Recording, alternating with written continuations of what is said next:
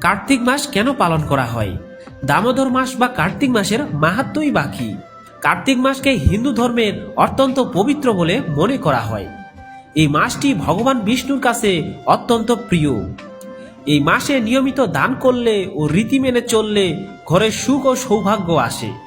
গৃহে সবসময় পজিটিভ বার্তা বরণ থাকে। এই মাসে পুজোর নিয়ম মেনে চললে সকলেই সুস্থ থাকেন।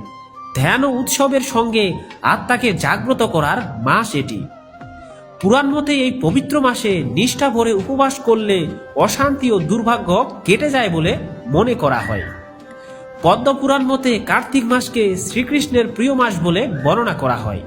কার্তিক বা দামোদর মাসের তাৎপর্য কথিত আছে যে কার্তিক পূর্ণিমায় ভগবান বিষ্ণু মৎস্য অবতার রূপে জন্মগ্রহণ করেছিলেন। কার্তিক পূর্ণিমার সময় চাঁদ তার পূর্ণ শক্তিতে বিরাজমান থাকে। তাই পাপ থেকে দ্রুত পরিত্রাণ পেতে ব্যক্তিগত ও পেশাগত জীবনের বাধাগুলি দূর করার জন্য পুজো ও টোটকাগুলি মেনে চলুন। আর অনুরোধ থাকবে এমন গুরুত্বপূর্ণ ভিডিওটি শেয়ার করে সবাইকে জানিয়ে দেওয়ার। হরে কৃষ্ণ। এই পবিত্র